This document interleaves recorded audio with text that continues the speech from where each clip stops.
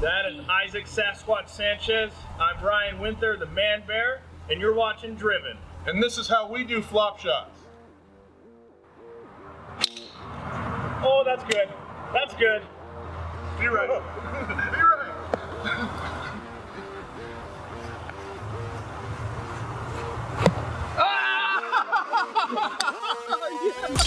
And he got it with one final swing. Ryan Winther, your world's long drive champion.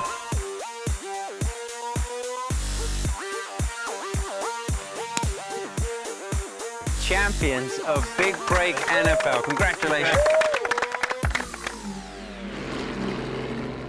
We're going to teach you how to hit the ball longer. We're going to get your swing faster. You're going to even hit it straighter. All while having an amazing time watching our extreme celebrity guests doing things inside and outside of everyone's comfort zone. It's going to be a blast.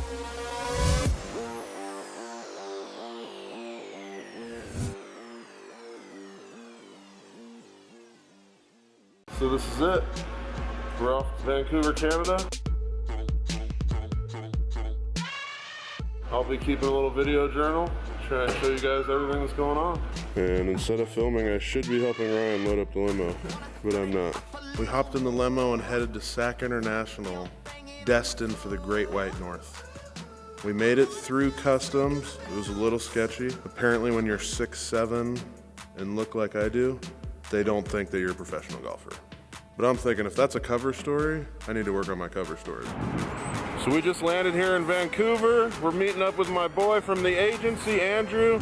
Done some work with this guy on ice skin commercials, Reynolds Plantation in Georgia, Orange County, you name it. These guys do wild and crazy videos. Done a lot of fun, exciting stuff, so I'm really excited to be here and get some work done with these guys. Yeah, I can't wait to meet this guy. I've heard a lot about him. Now we're headed to Redwoods Golf Club. Gotta hit the links first thing when we get to anywhere new.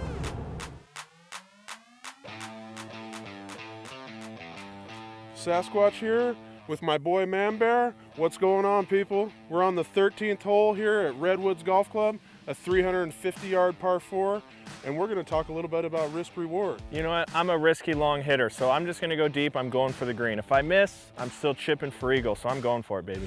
You know, you gotta know your limitations. Even though I wanna try and hit it as far as this guy, I can't. Best case scenario on a 351-yard hole, I'll probably get it about 20, 30 yards short unless I'm really, really lucky. So to take that much risk of bringing water into play, OB, a bad lie in the rough, it's not really worth it when I'm just gonna be left with a 20-yard pitch. So I'm gonna lay up with the 4-iron, leave myself a wedge, I'm gonna throw something in there tight, and I'm gonna make birdie the old-fashioned way.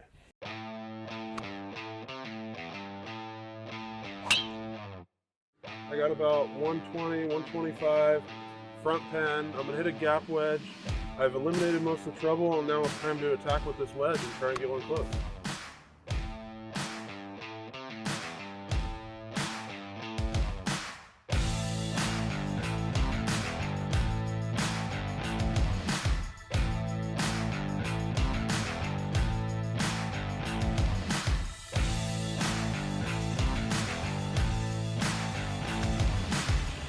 Boom. Birdie, birdie. Two ways to do it, two ways to do it. Obviously in this case, I went for the green. I happened to hit a good shot. And the real nice part about it, I was able to have a nice, controlled, easy 2-putt birdie. I, on the other hand, went the more conservative route, hit a 4-iron off the tee, left myself a gap wedge, and was able to convert the scoring opportunity and make birdie as well. In this case, even though Isaac and I both made birdies, both of us definitely recommend in a situation like this, be aggressive, go for the green, and get yourself a nice, easy 2-putt birdie. Hope you enjoyed this segment of Risk and Reward on Driven. I'm driven. I just turned on my phone and checked my messages, and I got a text from Torpy. Instead of meeting us here like he's supposed to, I guess he's up in some place called Tulameen with Andrew, and pretty much not working and doing fun stuff, so. Bringing Isaac on gave us another character. His name is Torpy, and the dude dances to his own beat. The player-caddy relationship is extremely close bond. Torpy kind of knows whatever he does, I'm gonna kind of put up with it. There's a lot of situations where I feel personally responsible for his actions. The only problem with it is it doesn't kind of go vice versa. Should we go check it out? What? Tulameen? Tulameen. Okay. Tulameen, British Columbia, Canada. Wherever that is. Well, it sounds remote.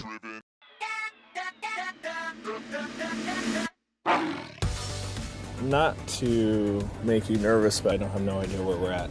I'm pretty sure we're lost. Driving around for 3 hours trying to find this place, and we're still lost. But we'll get there. It's just taking us a little longer than we anticipated. All right, I hope so. I'm getting tired.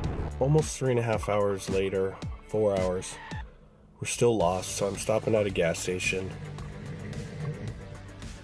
And instead of Isaac being on the phone mapping it, look what I get to work with. Where did Andrew say we're supposed to go? You know, we're going to a cabin in Tulameen. Yeah, but everything's a cabin out here. I thought it would be a good idea to do some scenery shots and show Isaac the landscape. It took us 4.5 hours to get where we were going, and we got lost several times in a crazy, crazy drive. We'll find a store and I'll stop. The only way we even found Andrew's cabin was stopping at the general store or the trading post. Unfortunately, we didn't have anything to trade with her. I thought we might have to give him like a beaver pelt or something. Hey, I got good news and I got bad news. Okay. Good news is I know where we're going. We're really All right, close, good. actually. Good. The bad news is when I asked her where we were looking for, she started laughing. Okay. And she said, "You guys are with Andrew. You must be up here to have a crazy adrenaline-filled weekend." We're good. We're going to do this. Whatever happens, happens. We're good. Adrenaline filled. That's me. All right? You ready? All right. Let's do this. All right, here goes nothing. You're in the hills. There's bears and everything around you. And we had this crazy adrenaline-packed weekend filled, and I had no idea what was happening. So absolutely, I was incredibly nervous about what was going to happen.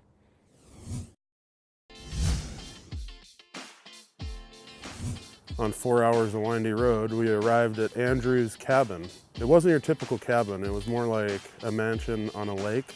And the garage door swung open, and there was nothing but horsepower and the smell of gasoline coming from it. Andrew comes walking out, opens up the garage door, and they have these huge Mavericks, which are like these four-wheelers, crazy roll cages, bunch of snowmobiles, and Isaac was absolutely fretting. Have you ever ridden four-wheelers? I've been on a golf cart. Have you rolled one? No, I have not. Okay, these roll. Good talk. Real good talk. I was a little nervous. I'm more of a golf cart kind of a guy. Ryan, on the other hand, was a little bit more like a kid in a candy store. When I'm sitting there, I'm like, I want that one. That's what I did when I got there. I love that kind of adrenaline and everything. And I didn't know which was more funny, you know, me getting excited over that or watching Isaac tremble, because he wasn't looking forward to that at all. I'm a little concerned that my head sticks above the roll cage and we don't have a helmet that fits me. We're gonna get to the top of the mountain. Isaac's gonna be getting comfortable doing his 15 miles an hour. Ryan's talking like he's Jeremy McGrath or something. I don't know, I think I might be able to take him. I feel like he's a little overconfident. Let's get it on, baby. I'll pick up my man Torpy. Hopefully I can find him. He's probably out doing something not productive, but that's all right.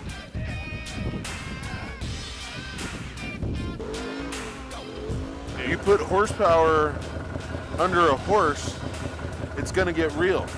True dat. True dat.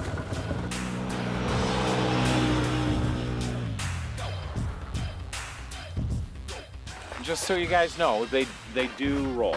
Like if you don't watch it and kind of work with the front wheel, they will roll over. Andrew giving these weird explanations of, you know, when you come to that corner, it's like, And kind of, you know, you really want to, and I'm like, Andrew, for one, I'm gonna need a better explanation than, I don't understand what that means. Can we get more of a sound explanation than kind of that? And two, you just spent a half hour telling us about how easily these flip. And now you want me to really get aggressive. yes, and go for the corner rather than rolling. Because if you go away from the corner, then you're gonna roll and it'll hurt. And you just explained to us that the problems happen when people start feeling really comfortable on these things. I said, look, Sasquatch, it's like teeing off the first hole. You get a little nervous, you know, the butterflies are moving, but once you hit that first tee shot, you're good to go. So just take a couple turns, do a couple drifts, and you'll be a pro in no time. And I felt like I was, you know, coming around the corners and drifting and really getting the feel for these things and really stepping up my adrenaline game. He's driving, you know, he's driving pretty slow. We're not gonna hide it. I'm really yanking and banking in my own mind. Ryan comes around in his Maverick, and I could almost see the front end of his Maverick because he was whipping the tail around so much, and then passed me and spit rocks all up in my face. And I came flying around the curve, drifted around him, rocks throwing everywhere. And he's getting all mad because the rocks are getting all up in his clothes and his teeth and his ears and everything. And it kind of brought me right back down where I probably belong in the adrenaline world. Do you know what side the gas is on? Oh, take your foot off the brake. I think the only guy in that entire mountain that was more nervous than Isaac was Torpy. Both of those guys sitting in that Maverick was watching like two little old grandmas drive around town going shopping. Get these gloves Why on. do I have to freeze? Because you're gonna drive hard this time. Don't let him pass you. Did you see how it felt? Heart, look at that. The heart went pitter pat. Okay, so this is a short race. You start down at the S curve, you come around, and as soon as we finish the corner, here will be the finish line. Needed a finish line for the race, so for some reason, I'm not sure why, Torpy had spray paint with him. Bam! I personally apologize to the people of Tulameen if Torpy defaced any of your property. I'm sorry if there was any graffiti or anything. I'll get you in touch with Torpy's people. After numerous practice runs on that corner, we decided to put it to the test and go ahead and race him.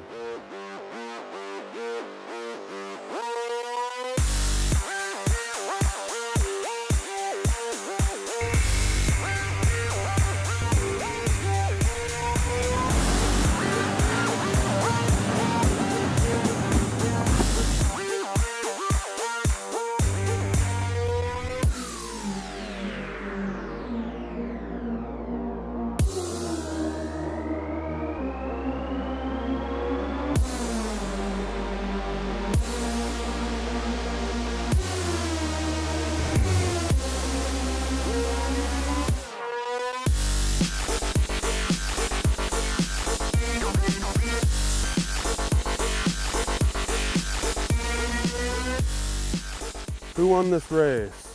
I'll give you one guess. It wasn't me. I had to do what I had to do to win. Manbear, he's the adrenaline guy, he's the go fast guy. Man, I put it down. I wasn't gonna let Isaac beat me, or Torpy. You can't let those two guys beat you.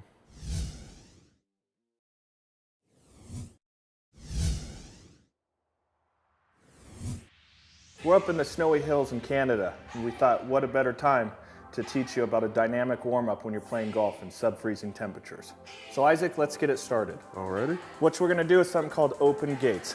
Primarily a lower body, core exercise. How you guys doing? I'm Torpy. I'm here to tell you some stretch moves. They're called the pre-stretch. I like to do them before we actually stretch. You're gonna get your blood flowing. You wanna do it maybe between shots, between holes, and definitely after your round. This is gonna help us with the stiff back in the morning. It's gonna keep our swing consistent. And I work it, work it, work it, work it, work it, work it, work it, work it, work it, work it, work it. It's called the 12-ounce curl. Let's go into a shoulder workout next. This right. is gonna help with our shoulder rotation, our swing speed, and our consistency through our swing plane. So go ahead and put your arms out. What we're gonna do is clockwise rotation. The bob and weave. The bob and weave is really easy to do. It works every joint in the joint area and every muscle in the muscle area. There's 3 heads in the shoulder. This exercise is gonna work all 3 of those out. We wanna usually do this for about 15 to 20 seconds per muscle group in that shoulder. The wob and weave is like the bob and weave, but it's opposite and different. Because when it is cold, our bodies don't work properly. So by keeping yourself dynamically activated, we'll get rid of that lactic acid buildup. Did you say credit card? You guys dropped the ball on this. I didn't drop the ball. So let's go ahead and do some hip stretches. This is gonna work out our flexors, our bands, and most importantly, our QLs. So this is something that could help obviously at the highest level, your everyday golfer, or just anybody who Needs to stay flexible. Absolutely. Doesn't matter who you are, what you're trying to do. If you're golfing, cold weather, hot weather, warm weather, freezing weather, it's a perfect exercise format to go through. So, If I was able to own a credit card, do you think I'd be talking on the phone with you? No. I'd be at Thunder Valley right now, hitting the slot machines. Cha-ching, cha-ching. Isaac, how do you feel? Oh, the heart rate's going, I'm warm. You know, I feel like I'd be ready to go out and play some golf.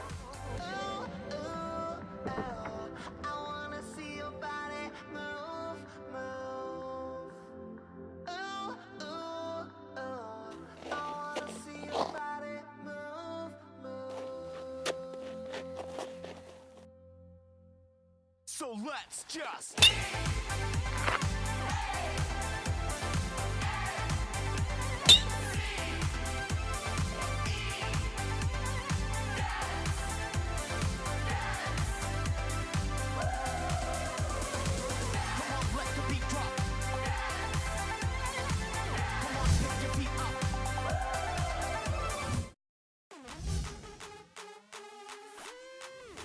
We're starting to settle down after this huge adrenaline-filled week.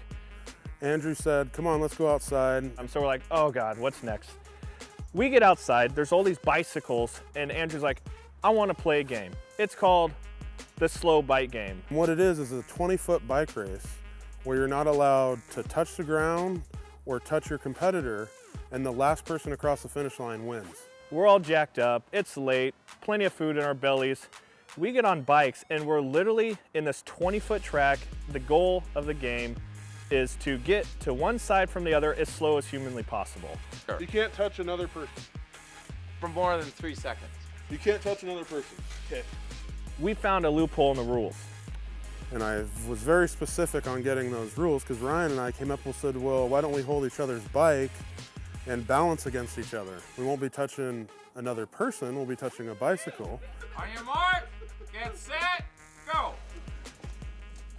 Yeah, it was wild to be in Tulameen in the middle of nowhere. We had car lights shining on here. us, and it felt like an episode of Step Up to the Streets.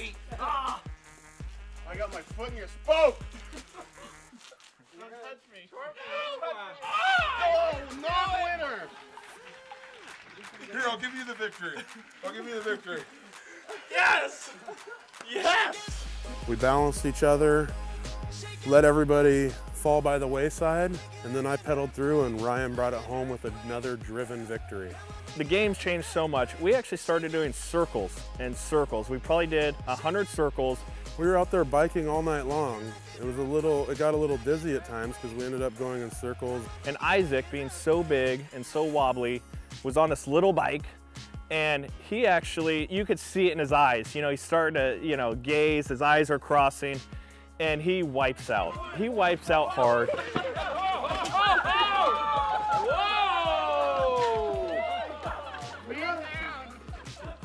So naturally, I laughed because it was really funny.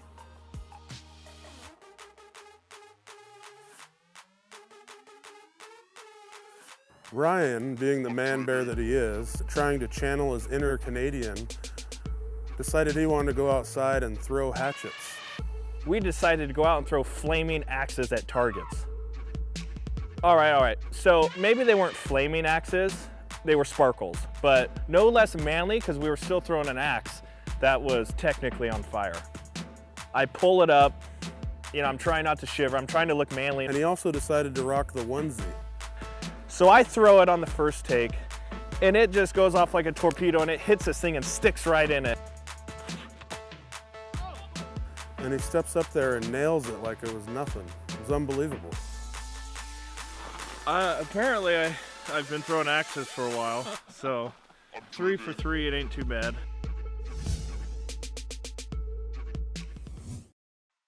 I'm driven.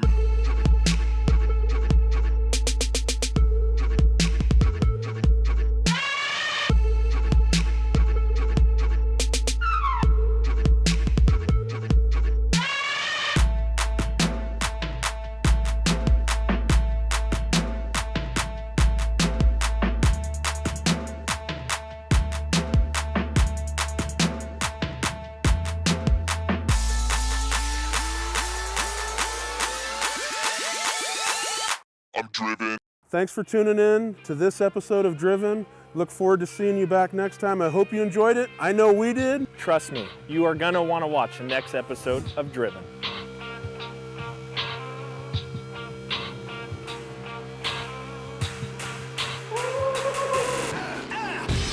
We gotta get over there and hit some golf balls off that mountaintop. Isaac over the radio was like, hey, I got an idea. Let's go watch Ryan hit a ball off the tallest mountain we can find. I wanted to see the longest hitter in the history of golf hit off of a giant mountain. Oh! That was epic, bro. Epic. Oh, I gotta change my shorts though. Peace.